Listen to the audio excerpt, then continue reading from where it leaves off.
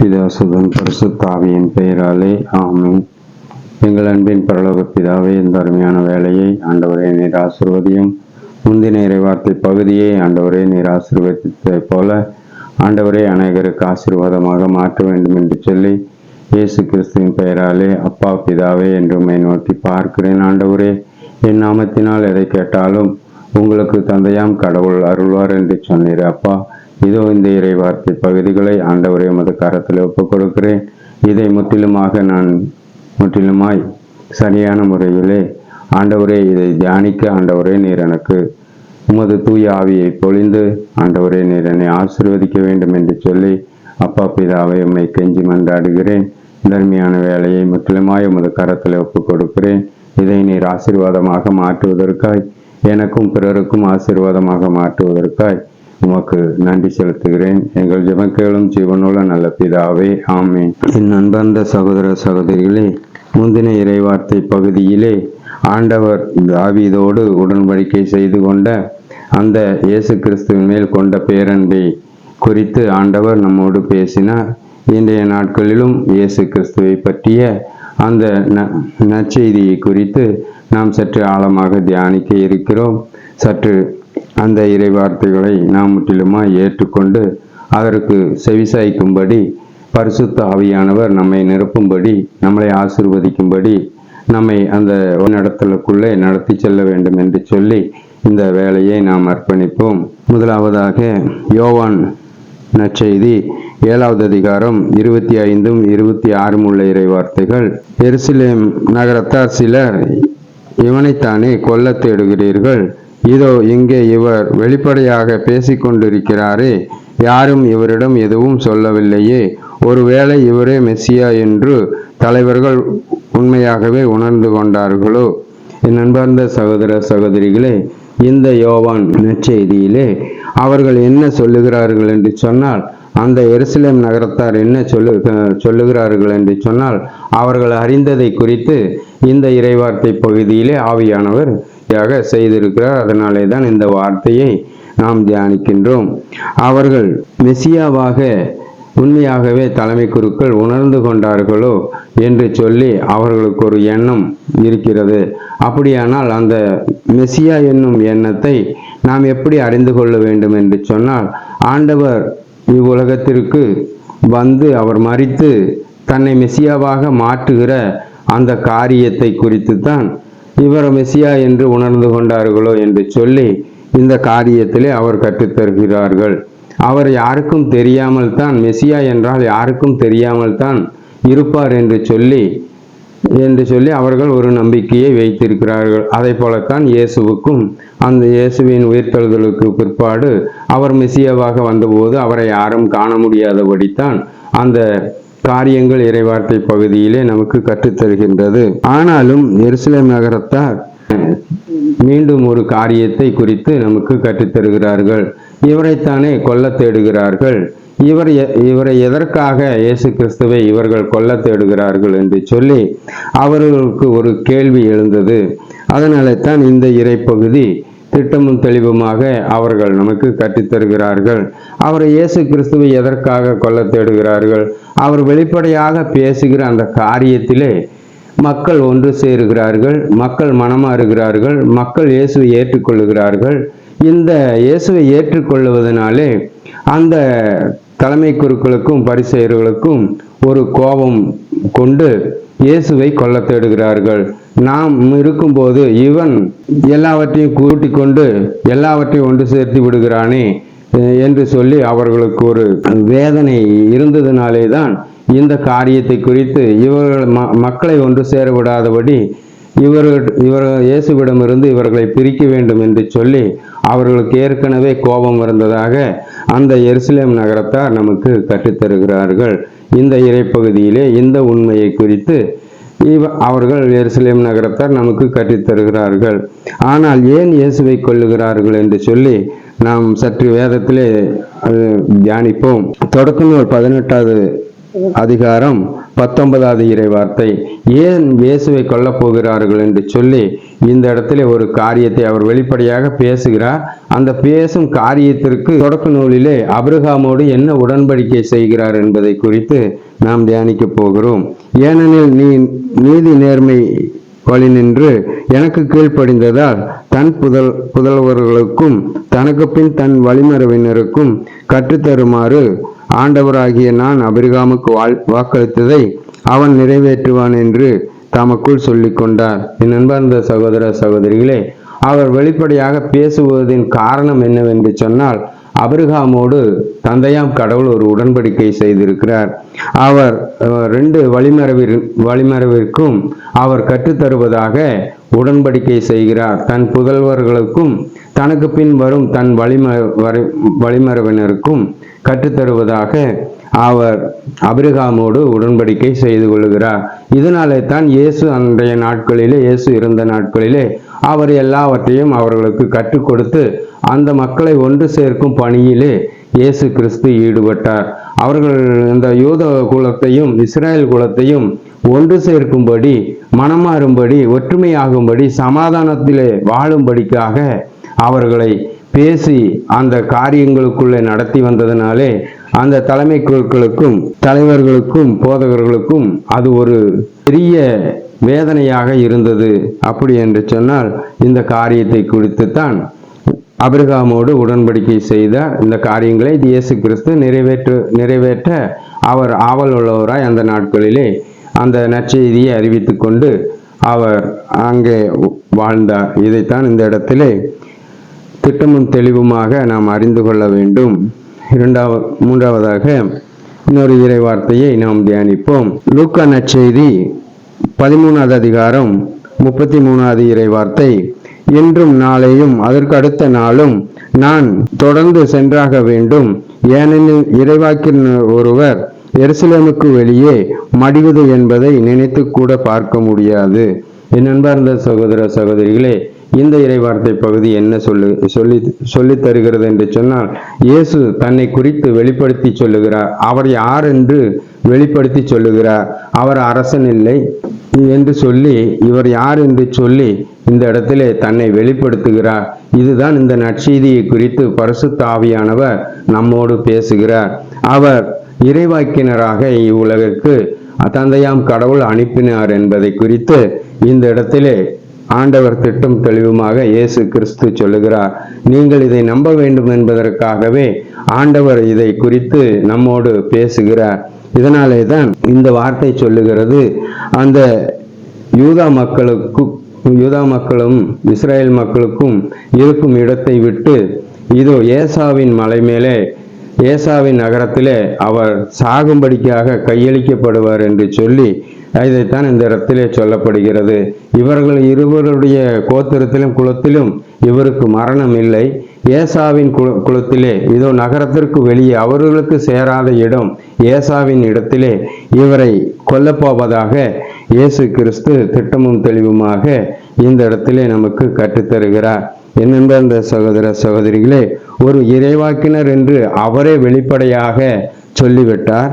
ஆனால் அந்த இயேசுவின் பிறந்த காலத்திலே என்ன சொன்னார்கள் என்று சொன்னால், யூதாவிலிருந்து தான் ஒரு அரசன் தோன்றுவார் என்று சொல்லி இந்த பகுதி நமக்கு புரிந்து கொள்ளும்படியாக நாம் இதை தியானிக்க வேண்டும்.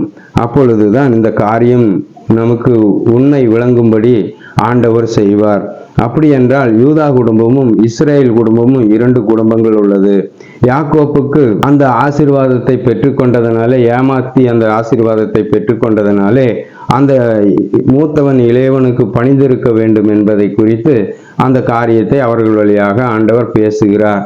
ஆனால் அவர்கள் இளையவனுக்கு மூத்தவன் பணிந்திருக்காதபடி ஏன் அப்படி அந்த காரியம் நடந்தது என்று சொன்னால், மூத்தவன் குடும்பத்தை, யூதா குடும்பத்தை அரசர்களாக ஆண்டவர் தெரிந்து கொண்டார். யூதாவின் குடும்பத்தாருக்கு அந்த ஒரு காரியம் சொல்லப்படுகிறது. இளையவனுக்கு பணிந்து இருக்கும் அந்த ஆசீர்வாதத்தை பெற்றுக்கொண்டதனாலே இஸ்ரேல் குடும்பம் இளையவனாக அந்த இடத்திலே கருதப்படுகிறது.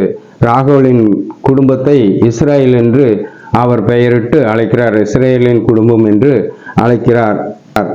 இந்த அடிப்படையிலே தான் அவர் எந்த குலத்திலே பிறந்தார் என்பதை குறித்து இந்த இடத்துல சொல்லப்படுகிறது. அவர்கள் இஸ்ரேலின் குடும்பத்தாரை இறைவாக்கினர்களாக ஆண்டவர் வழியாக தேர்ந்து கொண்டு வழிநடத்தி வந்தார். யூதாவின் குடும்பத்தை வழியாக அரசர்களாக அவர்களை வழிநடத்தி வந்தார். இதனாலே தான் இந்த இரண்டு காரியத்துக்கும் அரசாளுகிறவர்கள் இறைவாக்கினர்களுக்கு கீழ்ப்படிந்து அரசாட்சி செய்ய வேண்டும் என்று சொல்லி தந்தையாம் கடவுள் திட்டம் வைத்திருந்ததற்கு எதிராக இவர்கள் காரியத்தை எதிராகவே செய்து வந்தார்கள். இறைவாக்கினர்கள் எல்லாம் கொன்று அவர்கள் வார்த்தைக்கு கீழ்ப்படியாதபடி, கடவுளுடைய வார்த்தைக்கு கீழ்ப்படியாதபடி அவங்க சொந்த பலத்தினாலும் சொந்த காரியத்தினாலும் நாங்கள் இதை செய்து கொள்வோம் என்று சொல்லி ஒவ்வொரு இறைவாக்கினர்களுக்கு எதிராகவும் அவர்கள் அந்த செயலை, தீங்கான செயலை செய்தார்கள். அதை இயேசுவும் ஒரு இடத்துல சொல்லுகிறார், இதோ இந்த இரத்தப்பழி இறைவாக்கினரை கொல்வதனாலே உங்களுக்கு அதிகமான தண்டனை கிடைக்க போகிறது என்று சொல்லி இதோ அந்த அன்றைக்கு இருந்த வழிமரபிற்கு அந்த உடன்படிக்கையை செய்கிறார். ஆபேல் முதல் சக்கரியாவின் இரத்தப்பழி வரை உங்களிடம் கணக்கு கேட்கப்படும் என்று சொல்லி இந்த காரியத்தை திட்டமும் தெளிவுமாக இயேசு வேறொரு இடத்திலே அவர் பேசியிருக்கிறார். அதனாலே தான் இவர் இஸ்ரேலின் குடும்பம் என்றால் இறைவாக்கினராகத்தான் இவர் பிறந்திருக்கிறார் என்பதை குறித்து இயேசு கிறிஸ்து திட்டமும் தெளிவுமாக நமக்கு கற்றுத்தருகிறார். இறைவாக்கினராகத்தான் இந்த உலகத்திற்கு தந்தையாம் கடவுள் இவரை அனுப்பினார் என்பதை ஆபிரகாமோடு வாக்குறுதி செய்ததன் பிரகாரம் இவர், அதனாலே தான் மக்களுக்கு அவர் வெளிப்படையாக கற்றுக் கொடுப்பவராக அன்றைய நாட்களிலே இயேசு வாழ்ந்து வந்தார். இந்த உண்மையை அறியக்கூடாது என்று சொல்லித்தான் அவர்கள் ஆண்டவர் இயேசு கிறிஸ்துவுக்கு எதிராக பல்வேறு பெயர்களை கொடுத்து மக்களை ஏமாற்றினார்கள். பல்வேறு சூழ்நிலைகளை கொண்டு அவரை அந்த இறைவாக்கினர் என்னும் காரியத்தை மறைக்கும்படி அவர்கள் செயல்பட்டார்கள். இதனாலே தான் இந்த இறைவார்த்தை பகுதி இயேசு நமக்கு கற்றுத்தருகிறார். இதோ இறைவாக்கினர் ஒருவர் நகரத்துக்கு வெளியே கொல்லப்படுவதென்பது நினைத்து கூட பார்க்க முடியாது என்று சொல்லி அவர் இயேசு கிறிஸ்து நமக்கு கற்றுத்தருகிறார். இந்த உண்மையை நாம் புரிந்து கொள்ள வேண்டும். அடுத்த இறைப்பகுதிக்குள்ளாய் நாம் கடந்து செல்லுவோம். எசேக்கியேல் 13வது அதிகாரம் 19வது இறை வார்த்தை, கைப்பிடி அளவு வார்க்கோதுமைக்காகவும் சில அப்பத்துண்டுகளுக்காகவும் என் மக்களிடையே எனக்கு களங்கம் விளைவித்தார்கள். பொய்களுக்கு செவிசாய்க்கும் என் மக்களிடையே பொய்யை சொல்லி சாகாமல் இருக்க வேண்டியோரை சாகடித்து உயிரோடு இருக்கக்கூடாதவரை உயிரை காத்துள்ளார்கள். என் அன்பார்ந்த சகோதர சகோதரிகளே, எசேக்கியேலின் வழியாக இந்த காரியத்தை குறித்து என்ன சொல்லுகிறார் என்று சொன்னால், அவரை எப்படி கொல்லப் போகிறார்கள், எதனாலே கொல்லப் போகிறார்கள் என்று சொன்னால், பொய்க்கு செவிசாய்க்கிற மக்களாக அவர்களை மாற்றினார்கள். பொய்யை சொல்லி பயமுறுத்தி அவர்களை ஏற்றுக்கொள்ளாதபடி, இயேசு இறைவாக்கினர் என்று ஏற்றுக்கொள்ளாதபடி அவர் யூதா குலத்திலே தான் அரசராய் தோன்றுவார் என்று சொல்லி, இயேசுவை இனி பிறக்கவே இல்லை, யூதா குலத்தில் தான் தோன்றுவார் என்று சொல்லி அவர்களை ஏமாற்றி இந்த காரியத்தை, அந்த உண்மையை அவர்கள் மறைத்து இயேசுவின் நாட்கள் முழுதுமாக இதை மறைத்து வந்தார்கள். அதனாலே தான் இந்த இறைவார்த்தை பகுதி நமக்கு திட்டமும் தெளிவுமாக அவருடைய மரணம் எப்படி நடக்கிறது என்பதை குறித்து, இயேசுவின் மரணம் நகரத்துக்கு வெளியே காரியத்தை இந்த இறைவார்த்தை பகுதியிலே நமக்கு ஆண்டவர் கற்றுத்தருகிறார். பொய்களுக்கு செவிசாய்க்கிற மக்களை வைத்து அவர்கள் இயேசுவை கொன்றார்கள். அந்த உண்மையை அறியாதபடி அவர்களை பொய்யை நம்பும்படி அந்த தலைமை குருக்களும் போதகர்களும் செய்து விட்டார்கள். அதனாலே தான் இந்த இடத்திலே இந்த இறைவார்த்தை பகுதி நமக்கு கற்றுத்தருகிறது. என்னவென்று சொன்னால், உயிரோடு இருக்க வேண்டிய அந்த இயேசுவை கொன்று விட்டார்கள். உயிரோடு இருக்கக்கூடாத அந்த பரவாவை விடுதலை செய்தார்கள். அந்த காரியத்தை அவர்கள் செய்யும்படி அந்த மக்களை தூண்டி விடுகிறார்கள். பரவாசை விடுதலை செய்து இயேசுவை தீர்த்து கட்டும் அந்த நோக்கம் அவர்களுக்கு இருந்தபடியினால்தான் இந்த காரியத்தை குறித்து இயேசுவை குறித்து திட்டமும் தெளிவுமாக எசேக்கியேலின் வழியாக அவர்கள் என்ன செய்ய போகிறார்கள், அவர்களுடைய திட்டம் என்ன என்று சொல்லி அந்த இறைவார்த்தை பகுதி நமக்கு கற்றுத்தருகிறது. நண்பர்ந்த சகோதர சகோதரிகளே, இன்னும் ஒரு இறைவார்த்தையை நாம் சற்று ஆழமாக தியானிப்போம். இந்த காரியத்தை எப்படி அவர்கள் தீர்மானித்திருந்தார்கள் என்று சொல்லி யோவான் நற்செய்தி 12வது அதிகாரம் 19வது இறைவார்த்தை, இதை கண்ட பரிசேயர், பார்த்தீர்களா, நம் திட்டம் எதுவும் பயனளிக்கவில்லை, உலகமே அவன் பின்னே போய்விட்டது என்று தங்களுக்கிடையே பேசிக்கொண்டார்கள். என் அன்பார்ந்த சகோதர சகோதரிகளே, அவர்களுக்கு இந்த மக்கள் கூடி வருவதையும் ஒன்று சேரி வருவதையும் இயேசு மேல் நம்பிக்கை வைப்பதும் அவர்களுக்கு வெறும் கசப்பாக இருந்தது. அதை ஏற்றுக்கொள்ளவோ அதை ஜீரணிக்கவோ அவர்களால் முடியவில்லை. அவர்கள் போட்ட திட்டம் இந்த எசேக்கியலின் வழியாக இந்த மக்களை ஏமாற்றி இந்த மக்களை பொய்யை ஏற்றுக்கொள்ள வைத்து இந்த இயேசுவை கொல்ல வேண்டும் என்ற திட்டம் அவர்கள் உள்ளத்திலே இருந்தது. அதனாலே தான் இந்த வார்த்தையை குறித்து நாம் வேதத்திலே தியானிக்கிறோம். பரிசேயர், பார்த்தீர்களா, நம் திட்டம் எதுவும் செயல்படவில்லை, பயனளிக்கவில்லை என்று சொல்லி அவர்கள் தீர்மானித்து ஒரு திட்டத்தை வைத்திருந்தார்கள். மக்களை வைத்துத்தான் இவரை கொல்ல வேண்டும், ஆனால் அந்த திட்டம் நடக்காது, செயல்படாது. இந்த மக்கள் இயேசுவோடு ஒன்றாக இருந்தால் அந்த காரியம் நடக்காது என்று சொல்லி அவர்கள் திட்டமும் தெளிவுமாக அறிந்திருந்தார்கள். அதனாலே தான் அந்த மக்களை அப்படியாக பொய்களுக்கு செவிசாய்க்கும்படி அவர்களை பயமுறுத்தி துன்புறுத்தி இந்த காரியத்தை தேவாலயங்களுக்கு நீங்கள் இயேசுவை ஏற்றுக்கொண்டால் தேவாலயங்களுக்கு வரக்கூடாது என்று சொல்லி, மெசியாவாக நீங்கள் ஏற்றுக்கொண்டால் நீங்கள் இந்த தேவாலயத்திற்கு வரக்கூடாது என்று சொல்லி தங்களை பயமுறுத்தி அந்த காரியத்தை அவர்கள் செய்தார்கள். அதனாலே தான் இந்த காரியம் அவர்களுடைய திட்டத்தை குறித்து இங்கே வெளிப்படுத்தி ஆண்டவர் நமக்கு கற்றுத்தருகிறார். இந்த வார்த்தையிலே நாம் நம்பிக்கை வைக்க வேண்டும். அந்த மக்களை பொய் சாய்க்கிற அந்த மக்களாக எசேக்கியேலின் வழியாக ஆண்டவர் முன்னுரைத்திருக்கிறார். இந்த காரியத்தை குறித்து நாம் திட்டமும் தெளிவுமாக அறிந்திருக்க வேண்டும், நம்பிக்கை கொள்ள வேண்டும். அதனாலே தான் இந்த இறைவார்த்தை பகுதி நமக்கு இப்படியாக கற்றுத்தருகிறது. அவர்களுடைய திட்டம் பயனளிக்காமல் போய்விட்டதா என்று சொல்லி நீங்கள் சற்று ஆராய்ந்து பார்த்தீர்கள் என்று சொன்னால் அவர்கள் திட்டம் நிறைவேறினது. அதனாலே தான் இயேசு கிறிஸ்து சொல்லுகிறார், இதோ இறைவாக்கினர் ஒருவர் நகரத்திற்கு வெளியே கொல்லப்படுவது நினைத்து கூட பார்க்க முடியாது. இந்த பொய்களுக்கு செவிசாய்க்கிற மக்களை ஏமாற்றி இயேசுவை கொன்றார்கள் என்று சொல்லி அவர்களுடைய திட்டம் நிறைவேறுச்சு என்று சொல்லி நாம் உணர்ந்து கொள்ள வேண்டும். இந்த இறைவார்த்தை பகுதி நமக்கு அப்படியாக கற்றுத்தருகிறது. இன்னும் ஒரு இறைவார்த்தை பகுதியை நாம் சற்று தியானிப்போம். லூக்கா நற்செய்தி 22வது அதிகாரம் 64வது இறைவார்த்தை, அவரது முகத்தை மூடி, உன்னை அடித்தவர் யார், இறைவாக்கினரை சொல்லும் என்று கேட்டார்கள். என் அன்பார்ந்த சகோதர சகோதரிகளே, அவர் இறைவாக்கினர் என்று சொல்லிவிட்டார். வேற பெயர்கள் எல்லாம் அவருக்கு வேற வழியாக, வேற மனிதர்கள் வழியாக, வேற காரியங்களின் வழியாக அவருக்கு நிறைச்சி பெயர் கொடுத்தாலும் இறைவாக்கினர் என்ற பெயர் தந்தையாம் கடவுள் ஆபிரகாமோடு உடன்படிக்கை செய்திருக்கிறார். இதைத்தான் இந்த இடத்துல நாம் புரிந்து கொள்ள வேண்டும். இந்த உடன்படிக்கையிலே அவர் கற்றுத்தருகிறவராயிருக்கிறார், இறைவாக்கினராக இருந்தார் என்பதை இவர்கள் வெளிப்படுத்துகிறார்கள். இயேசுவை பிடித்து கொண்டு வந்து கைகளையும் கால்களையும் கட்டி வைத்து தலையை மூடி அவர்கள் அடித்து குத்தி, இறைவாக்கினரே யார் அடித்தார் என்று சொல்லும் என்று சொல்லி இந்த காரியத்தை குறித்து இயேசுவை கிண்டல் செய்கிறார்கள், இயேசுவை அவமானப்படுத்துகிறார்கள். என் அன்பார்ந்த சகோதர சகோதரிகளே, அன்றைக்கு அவர் இறைவாக்கு யார் அடித்தார் என்று சொல்ல வேண்டிய அவசியம் இல்லை. என் அன்பார்ந்த சகோதர சகோதரிகளே, அவர்கள் சொன்னாலும் கொல்லத்தான் போகிறார்கள், சொல்லாவிட்டாலும் அவரை கொல்லத்தான் போகிறார்கள்.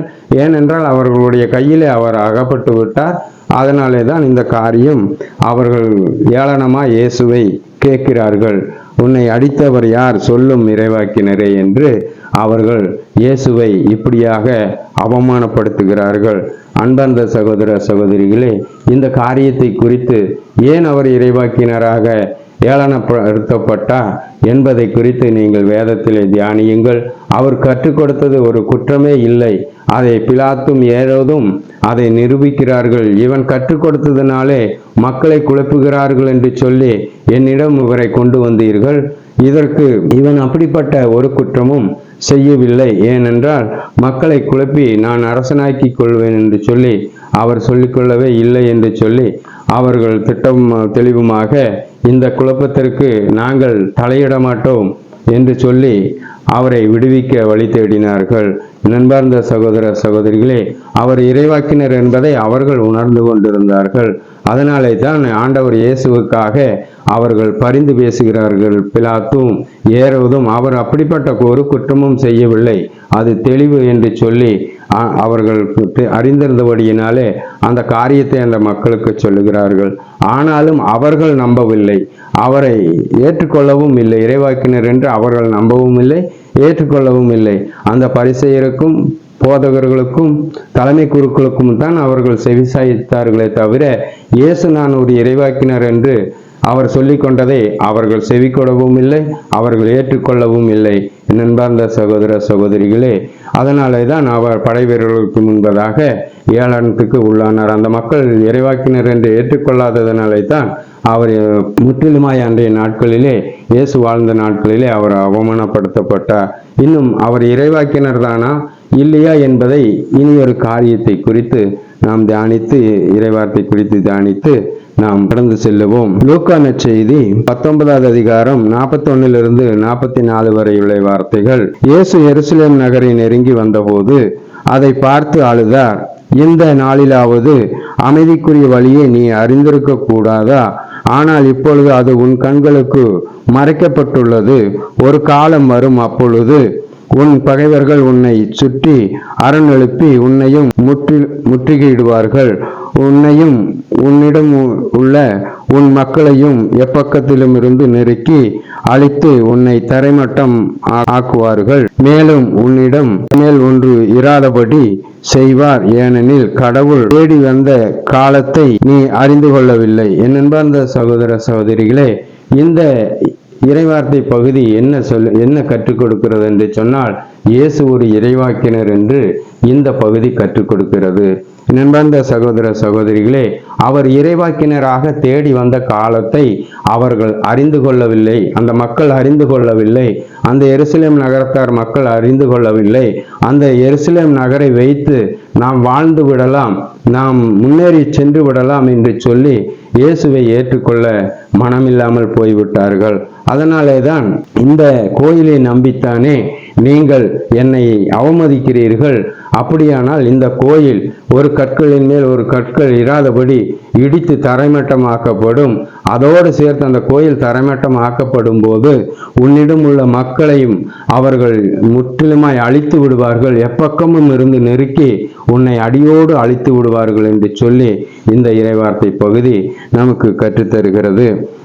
எருசலேம் நகரை பார்த்து அவர் அழுதார். இந்த காலம், அந்த அழிவடும் அந்த மக்கள், எருசலேம் நகரும் அந்த மக்களும் அழிவடும் காலத்தை நினைத்து, ஐயோ இந்த மக்களுக்கு இப்படி நடக்க போகிறதே, இப்படி அழிய போறார்களே, கொடூர வேதனை படப்போகிறார்களே என்று சொல்லி ஆண்டவர் கண்ணீர் சிந்தி அந்த காரியத்தை குறித்து இறைவாக்கினார் இறந்தபடியினாலே, அதை அறிந்தபடியினாலே, அவர் அறிந்திருந்தபடியினாலே அவர் கண்ணீர் சிந்தி அழுகிறார். அந்த மக்களுக்காக, அந்த நகருக்காக கண்ணீர் சிந்துகிறார். நான் என் ஜனமாக ஏற்றுக்கொண்ட ஜனம் அழிய போகிறதே, ஒரு இனமாக இவர்கள் நிலைநிற்க வேண்டிய இந்த காலத்தை ஒன்று சேர்ந்து இவர்கள் ஆண்டவரை தேடி வந்த காலத்தை அறிந்து அவர்கள் ஒரு இனமாக, ஒரு மக்களினமாக வாழ வேண்டும் என்ற உடன்படிக்கையை இவர்கள் மறந்து விட்டார்களே என்று சொல்லி ஆண்டவர் துக்கத்தோடும் கண்ணீரோடும் கவலையோடும் அந்த அழிவின் நாட்களை நினைத்து பார்த்து கண்ணீர் சிந்தி கதறி அழுகிறார். நண்பார்ந்த சகோதர சகோதரிகளே, அந்த உடன்படிக்கைக்கு, அந்த இறைவார்த்தையின் உடன்படிக்கைக்கு நாம் உண்மையுள்ளவர்களாய் மாற வேண்டும். இன்று வரைக்கும் அந்த அழிவு அவர்களுக்கு ஒரு சாட்சியாக நிற்கிறது. அந்த தேவாலயம் இடிக்கப்பட்டு ஒரு மதில் மட்டும்தான் இருக்கிறது. எல்லா காரியங்களும் இடிக்கப்பட்டது. எல்லா மக்களையும் இதோ ஒவ்வொரு தலைமுறையாக ஆண்டவர் அழித்தார். இப்படி நடக்கப் போகிறது என்பதை அறிந்திருந்தார். அது எதனாலே நடந்தது என்று சொல்லி இன்னொரு இறைவார்த்தை பகுதியிலே நாம் தியானிப்போம். அவர்கள் ஏன் அழிக்கப்பட்டார்கள் என்பதை குறித்து முற்றிலுமாய் நாம் அறிந்திருக்க வேண்டும். ஆனால் இப்பொழுது ஆண்டவர் இறைவாக்கினர் என்ற அந்த உண்மையை நமக்கு கற்றுத்தந்திருக்கின்றார். ஆவியானவர் நம்மை வழிநடத்தி இருக்கின்றார். தந்தையாம் கடவுள் அவர் தன் மகனை எந்த நிலைக்கு அவரை அனுப்பினார் என்பதை நமக்கு கற்றுத்தரும்படிதான் ஆண்டவர் இந்த உலகத்திற்கு அவரை அனுப்பினார். அந்த இறைவாக்குகள் எல்லாம் அனைத்தும் நிறைவேறிற்று. அவர் அநேக இறைவாக்குகளை உரைத்திருக்கின்றார். அந்த இறைவார்த்தைகளும் நிறைவேறத்தான் போகிறது. அவர்களுக்கு அழிவு உண்டாகும் என்பதை அன்றைய நாட்களிலே சொன்னார். அதே போல அன்றைய நாட்களிலும் அவர்களுக்கு அழிவு உண்டானது என்பதை குறித்து, இதோ கோபுரம் விழுந்து அங்கே 10 பேர் இறந்தார்களே என்று சொல்லி இயேசுவிடம் கேட்பார்கள். நீங்கள் மனமாறாவிட்டால் நீங்களும் அவரதான் அழியப் போகிறீர்கள் என்று சொல்லி ஆண்டவர் இறைவாக்கு உரைத்தார். அதே போல அவர்கள் அனைவரும் அழிந்தார்கள் என்பதை நீங்கள் புரிந்து கொண்டால் நம்முடைய வாழ்க்கையிலே ஒரு மனமாற்றம் நிச்சயமாக இருக்கும் என்று சொல்லி பரிசுத்த ஆவியானவர் நம்புகிறார். அதனாலே தான் இந்த காரியங்களை குறித்து பரிசுத்த ஆவியானவர் திட்டம் தெளிவுமாக இயேசு யார் என்பதை குறித்து, தன் மகனாய் வருகிறவர் யார் என்பதை குறித்து நாம் திட்டமும் தெளிவுமாக அறிந்திருக்க வேண்டும். வேதத்திலே தியானிக்க வேண்டும். இயேசு கிறிஸ்து ஒவ்வொரு சூழ்நிலைக்கும் ஒவ்வொரு பெயர் கொடுக்கப்பட்டிருக்கிறது. ஒவ்வொரு காலத்திற்கும் ஒவ்வொரு பெயர் கொடுக்கப்பட்டிருக்கிறது. அந்த காலங்களை விளங்கி கொண்டால் மட்டும்தான் நாம் அவர் யார் என்று அறிந்து கொள்ள முடியும் என்று சொல்லி பரிசுத்த ஆவியானவர் நமக்கு கற்றுத்தருகிறார். இந்த இறைவார்த்தை பகுதியிலே தந்தையாம் கடவுள் நமக்கு இந்த காரியங்களை குறித்து பேசும்படி, இதை கேட்கும்படி நம் உள்ளங்களை திறந்ததற்காக, நம் செவிகளை திறந்ததற்காக நன்றி செலுத்துவோம். அந்த இறைவாக்கு நிறைவேறின காலத்தை நாம் முற்றிலுமாய் நாம் மனமுவந்து நம்பிக்கை கொள்ளுவோம். அந்த எருசலேம் நகர் இடிக்கப்பட்டதையும், அந்த யூதா மக்களும் இஸ்ரேல் மக்களும் அழிக்கப்பட்டதையும், எப்பக்கமும் இருந்து நெருக்கி அதை அழித்து அந்த நாட்டை சொந்தமாக்கி கொண்டார்கள். ஆபிரகாமுக்கு வாக்களித்து தன் புதல்வர்களுக்கு ஆண்டவர் கொடுத்தார். ஆனால் அவர்களை அதை நிலைநிறுத்தாதபடி எப்பக்கமும் இருந்து அதை நெருக்கி அழித்து தரைமட்டமாக்கினார்கள். ஆனால் ஆண்டவர் தன் வழிமரவுக்கும் அதை குறித்து கற்றுத்தருவார், அதை திரும்ப கொணருவார் என்று சொல்லி இறைவார்த்தை எழுதப்பட்டபடியினாலே வழிமரவினர் நாம் அதை ஏற்றுக்கொண்டு மீண்டுமாய் அந்த காரியத்திலே நாம் ஈடுபட வேண்டும். அந்த உண்மை சம்பவங்களை தியானித்து அதை அறிந்து கொண்டு நாம் முற்றிலுமாய் செயல்பட வேண்டும். ஒவ்வொரு பணியாளருக்கும் அந்த கடமை உண்டு. இயேசு உரைத்த அந்த காரியத்தை எப்படி நாம் மீண்டுமாய் வழிமரவுக்கு அந்த நகர்களையும் நாடுகளையும் நிலைநாட்டப்பட வேண்டும் என்று சொல்லி ஆண்டவர் இயேசு கிறிஸ்து கற்றுக் கொடுத்திருக்கின்றார். தந்தையாம் கடவுளும் கற்றுக் கொடுத்திருக்கின்றார். அதனாலே தான் பகைவரின் வாயில்களை தன் வழிமரவினர் உரிமையாக்கி கொள்வார்கள் என்று சொல்லி திட்டமும் தெளிவுமாக ஆண்டவர் நமக்கு கற்றுத்தந்திருக்கின்றார்.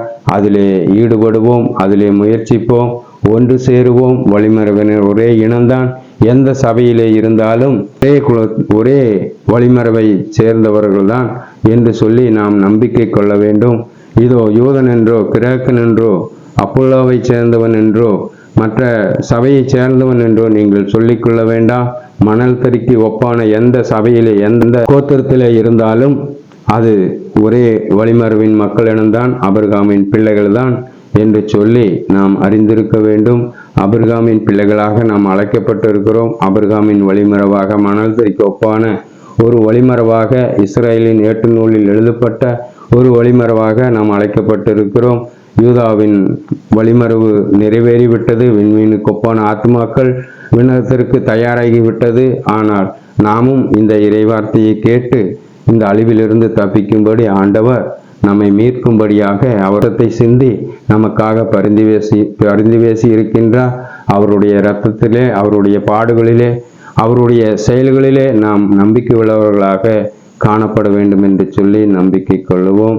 தந்தையாம் கடவுள் இந்த நேரத்தை ஆசீர்வதித்த கிருபைக்காய் நாம் முற்றிலுமாய் நன்றி செலுத்துவோம். ஒரு நிமிடம் அவர் நமக்கு கற்றுத்தந்த இறைவார்த்தைகளுக்காக அவர் இறைவாக்கினர்தான் என்பதை நமக்கு உணர்த்திய பரிசுத்த ஆவியானவருக்கும் தந்தையாம் கடவுளுக்கும் ஒரு நிமிடம் நம் உள்ளங்களை தாழ்த்தி ஆண்டவருக்கு நன்றி செலுத்துவோம். இந்த இறைப்பகுதியிலே அநேகம் பேர் ஆசீர்வாதத்தை பெற்றுக்கொள்ளும்படி நாம் முற்றிலுமாய் ஜெபிப்போம். ஒருவருக்கொருவர் இந்த நற்செய்தியை பகிர்ந்து கொள்ளுங்கள். ஒருவருக்கொருவர் நீங்கள் அனுப்பி கொடுத்து அவர்களோடு அறிவுரை கூறி இந்த வார்த்தையை கேளுங்கள், இந்த நற்செய்தியை கேளுங்கள் என்று சொல்லி நீங்கள் ஒருவருக்கொருவர் அறிந்து கொள்ள வேண்டும். ஒற்றுமையாய் ஒரு மனமாய் இருந்து நாம் இந்த காரியத்தை அறிவிக்க வேண்டும். நீங்களும் ஒரு இலவச நற்செய்தி பணியாளர்களாக ஒருவருக்கொருவர் இதை அனுப்பி கொடுத்து இதை ஆசீர்வாதமாக மாற்றுங்கள். உங்களுக்கும் ஆண்டவர் நன்மைகளை செய்ய ஆண்டவர் ஆவலுடன் காத்திருக்கிறார். இந்த பணியிலே முற்றிலுமாய் அனைவருக்கும் நீங்கள் இதை ஆசீர்வாதமாக மாற்ற நீங்களும் கடமைப்பட்டவர்களாய் இருக்கிறீர்கள். ஆபிரகாமின் வழிமரபினர் ஒவ்வொருவரும் நற்செய்தியை அறிவிக்க கடமைப்பட்டவர்கள். இந்த இலவச நற்செய்தி பணியை நீங்களும் இலவசமாய் செய்யுங்கள். ஆண்டவர் உங்களை ஆசீர்வதிப்பார். அதிலே நம்பிக்கை வையுங்கள். இறுதி ஜெபத்திற்காக நாம் முற்றிலுமாய் ஆண்டவரை நோக்கி பார்ப்போம். ஒரு நிமிடம். இயேசுவே, நன்றி அப்பா, ஸ்தோத்திரம் ஆண்டவரே. இந்த இறைப்பகுதியை நீர் உலகமெங்கும் கொண்டு செல்ல ஆண்டவரே, இந்த வார்த்தையை நீர் ஆசீர்வதியும். என்னோடு பேசின நான் மூடனும் குப்பையும் தூசியுமாய் இருந்த என்னை, படிப்பறிவில்லாத என்னை, இந்த காரியத்தை குறித்து பேசும்படி நீர் எனக்கு பலன் தந்தீர், எனக்கு திடன் தந்தீர், அறிவு புகட்டினீர், இதிலே நம்பிக்கை வைக்கும்படி என்னை வழிநடத்தினீர். அப்பா, உமக்கு நன்றி செலுத்துகிறேன். இந்த அருமையான வேளையிலே இதை கேட்பவருக்காக நான் நன்றி செலுத்துகிறேன். இதை பிறருக்கு பகிர்ந்து கொடுப்பவருக்காக நான் நன்றி செலுத்துகிறேன். இந்த வீடியோவை அநேகர் ஷேர் செய்து இதிலே ஆசீர்வாதத்தை பெற்றுக்கொள்ள வேண்டும் என்று சொல்லி இயேசுவின் நாமத்திலே அப்பா பிதாவே இதை ஆசீர்வதிக்க வேண்டும் என்று சொல்லி அப்பா உம்மை நோக்கி பார்க்கிறேன். இதோ என் நாமத்தில் எதை கேட்டாலும் தருவார் தந்தை என்று சொல்லி இயேசுவே நீர் எங்களுக்கு கற்றுக் கொடுத்தீர். இதன் வழியாக இதோ அப்பா பிதாவே இயேசுவே, இது இந்த காரியத்தை குறித்து நான் முற்றிலுமாய் நம்பிக்கை வைக்கிறேன். இதை கேட்பவருக்கு அற்புதங்களையும் அதிசயங்களையும் நீர் செய்ய வல்லவராயிருக்கிறீர். தந்தையின் செயல்களை, தந்தையின் விருப்பத்தை நீர் செயல்களால் செய்து காண்பித்தீரே. அதே காரியத்தை இன்றைக்கும் இந்த இறைவார்த்தை கேட்பவருக்கு உம்முடைய செயலை கொண்டு தந்தைக்கு சான்று பகர நீர் உண்மையுள்ளவராயிருக்கிறீர். இதை அனைத்தையும் உமது கரத்தில் ஒப்புக் கொடுக்கிறேன். நான் வேண்டிக் கொண்ட அந்த ஜெபத்திலே ஆண்டவரே, அநேகரை ஆசீர்வதிக்கவும், அநேகரை நீர் விடுதலை செய்யவும், வெற்றியை தரவும், ஆறுதல் கொடுக்கவும், அமைதியை நிலைநாட்டவும், அமைதியின் அரசனாக இருந்து இந்த இறைவார்த்தை பகுதியிலே நீர் முற்றிலுமாய் இதை வழிநடத்த வேண்டும் என்று சொல்லி ஒருவருக்கொருவர் அந்த காரியத்தை குறித்து சற்று ஆழமாக தியானித்து அன்போடும் மகிழ்ச்சியோடும் இந்த இறைவார்த்தையை பகிர்ந்து கொள்ள ஆண்டவரே நீர் ஆசீர்வதியும். இதோ அப்படியாக இயேசுவின் பெயரால் தந்தையிடம் கேட்டு மன்றாடுகிறேன். எங்கள் ஜெபங்களும் ஜீவனுள்ள நல்ல பிதாவே, ஆமீன் ஆமீன். பிதா சுதன் பரிசுத்த ஆவியின் பெயராலே, ஆமீன்.